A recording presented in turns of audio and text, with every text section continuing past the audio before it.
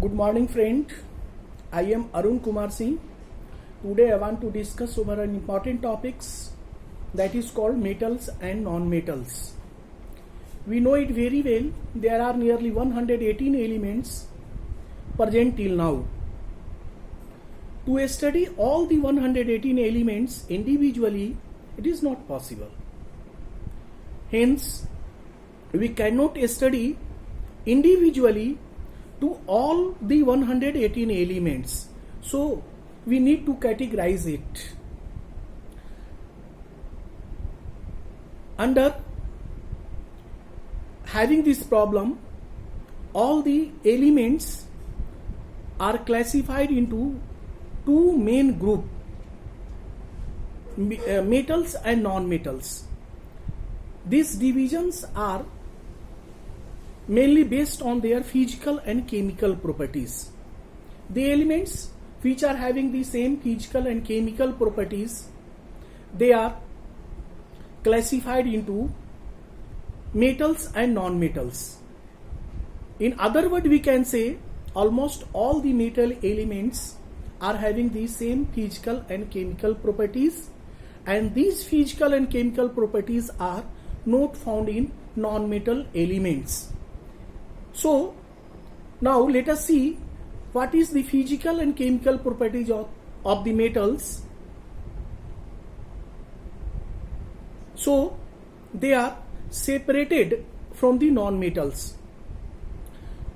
Out of the many physical properties, first we want to know something about malleable, ductile, conductivity, lustrous, sonorous, melting and boiling point, density.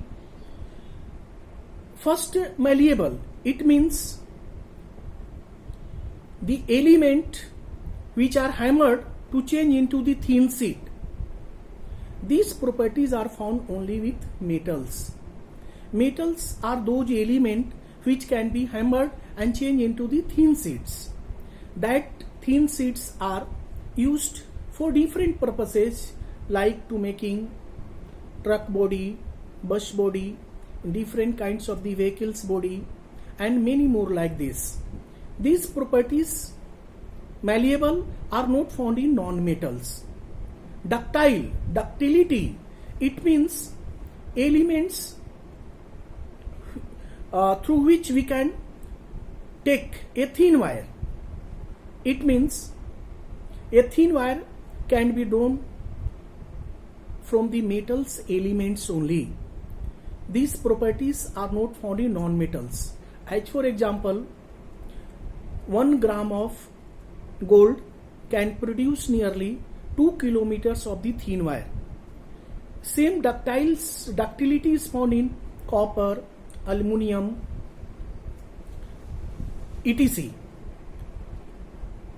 And non-metals, if the thin wire can be drawn, they can be broken into thin pieces.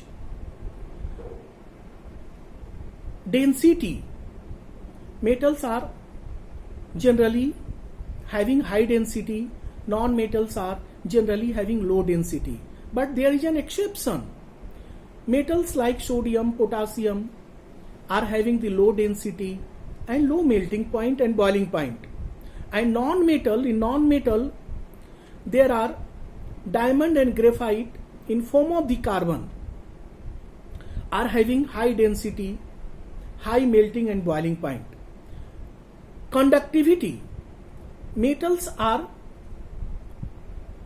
good conductor of heat and electricity. It means they are a good conductor of, they are thermal and electrical conductivity natures.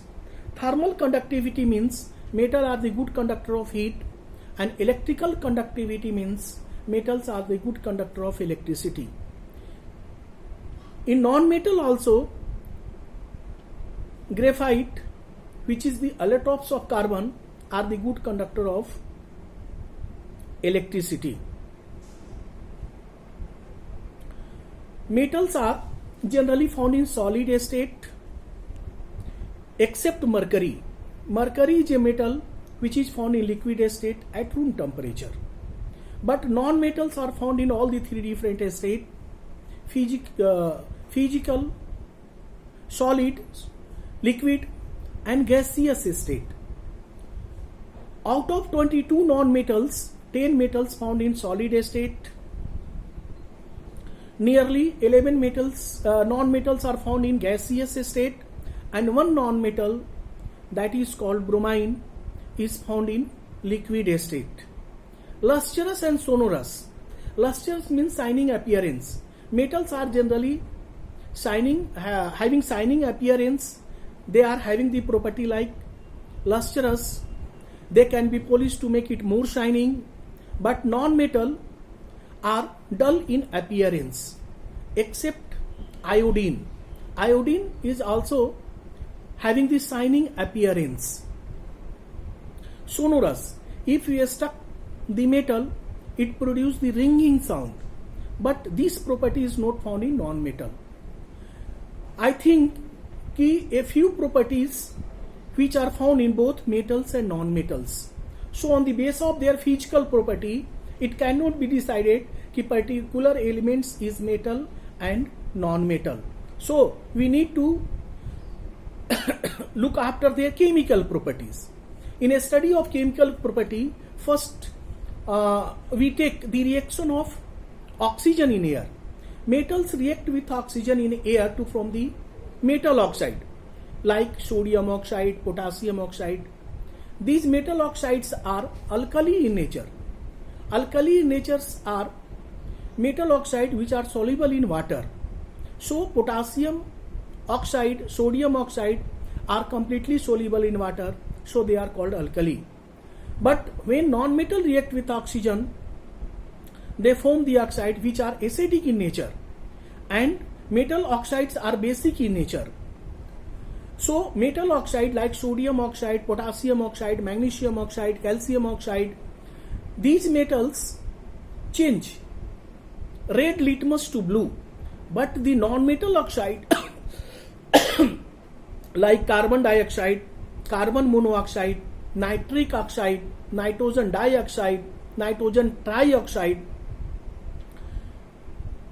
phosphorus pentaoxide, phosphorus trioxide, these non-metals are acidic in nature. They change blue litmus to red. When we burn the carbon, sulfur, phosphorus into the air, it does not burn completely, and the unburned part or sooty part goes and mix into the air. When water droplets come in contact with the non-metal oxide, they change into the acid like formic acid, carbonic acid,